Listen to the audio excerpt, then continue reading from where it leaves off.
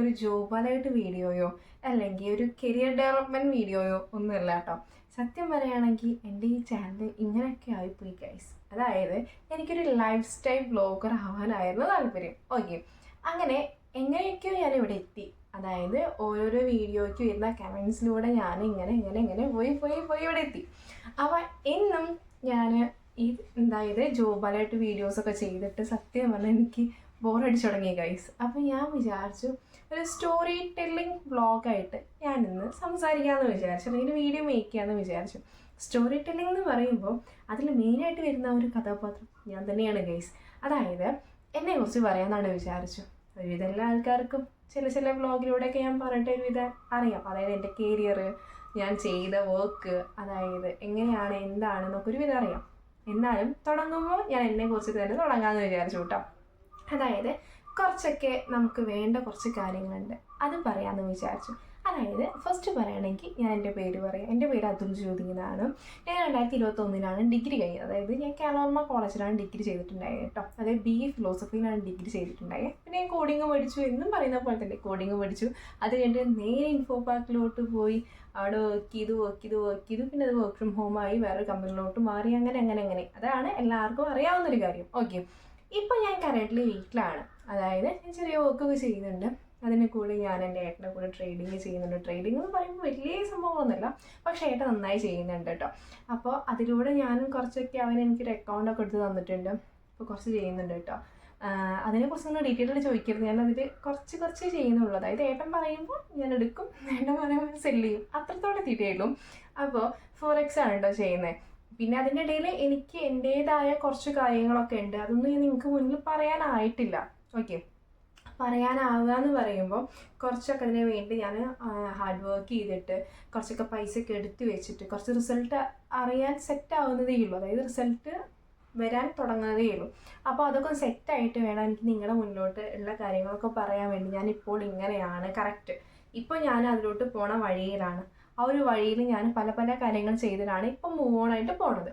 ഈ move on എന്ന് പറയുമ്പോൾ ഇതിൻ്റെ സെൻറ്ററിൽ ഒരു ഡിപ്രഷൻ ഏരിയ ഉണ്ട്. ഓക്കെ, നമ്മളെല്ലാവരും ഒരു ഏജ് എത്തുന്ന സമയത്ത് നമ്മളിങ്ങനെ സ്റ്റക്കായി നിൽക്കുന്ന ഒരവസ്ഥ ഉണ്ട്. അതിപ്പോൾ എനിക്കെന്നല്ല, എല്ലാവർക്കും. എനിക്കിപ്പോൾ കറൻ്റ്ലി 25 ആണ് എൻ്റെ ഏജ് എന്ന് പറയുമ്പോൾ കേട്ടോ.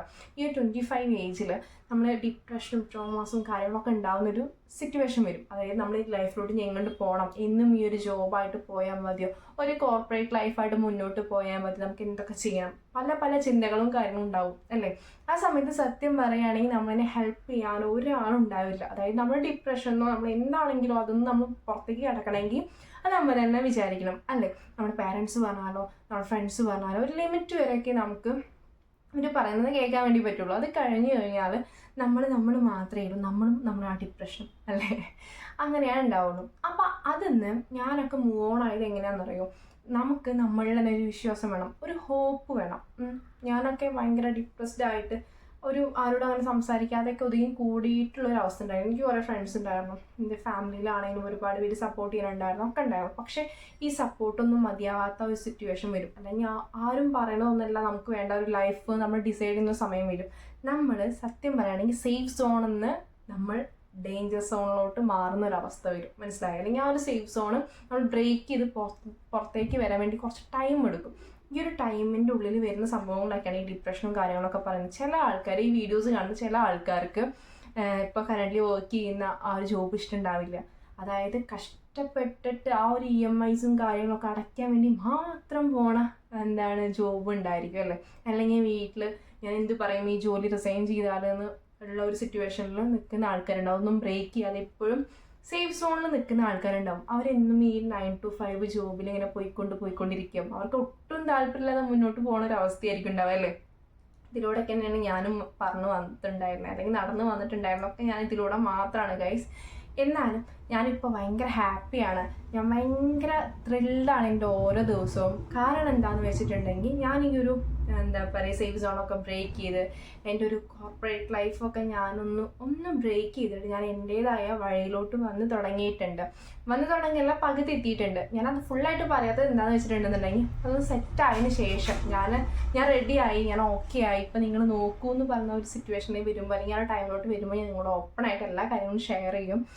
അപ്പോൾ ഇന്ന് ഞാൻ ഇവിടെ പറയാൻ ഉദ്ദേശിക്കുന്ന ഇത്രയേ ഉള്ളൂ.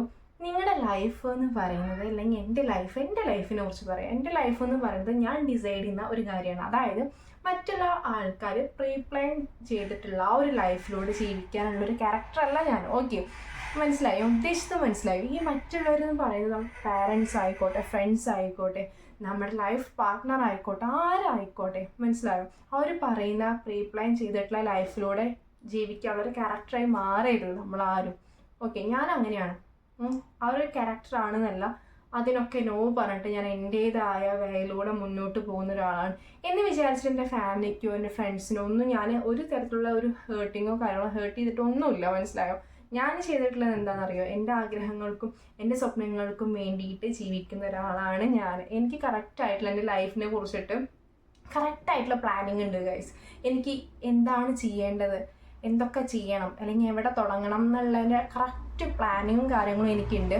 അതുകൊണ്ട് തന്നെ ആ ഒരു പ്ലാൻ ചെയ്തിട്ടുള്ള ലൈഫിലൂടെ മുന്നോട്ട് പോകണമെന്ന് എനിക്ക് ഒട്ടും ആഗ്രഹം ഉണ്ടായിരുന്നില്ല.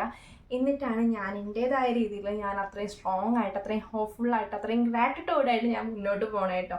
അപ്പോൾ നിങ്ങൾ ഇതേപോലെയൊക്കെ സ്റ്റക്കായിട്ട് ലൈഫിൽ ഉണ്ടെന്നുണ്ടെങ്കിൽ തീർച്ചയായിട്ടും അതിൻ്റെ ഉള്ളിൽ നിന്നൊക്കെ പുറത്തോട്ട് വരാം. അതിൻ്റെ ഉള്ളിൽ നിന്ന് നിങ്ങൾ കുറേ കാര്യങ്ങൾ പ്ലാൻ ചെയ്യുക. നിങ്ങൾക്ക് എല്ലാതും നിങ്ങളുടെ ലൈഫിലുള്ളതൊക്കെ ഒരു എക്സ്പീരിയൻസ് ആണ്. അവരൊക്കെ ഒരു എക്സ്പീരിയൻസ് ചെയ്ത് കഴിഞ്ഞാൽ അതൊക്കെ ഒഴിവാക്കണം. ഓക്കെ, എന്നിട്ട് വേണം നമ്മൾ എന്ത് ചെയ്യാൻ, നമ്മുടെ പുതിയൊരു ലൈഫായിട്ട് നമ്മളൊരു പ്ലാനിങ്ങിലൂടെ മുന്നോട്ട് പോകാൻ ഗൈസ്.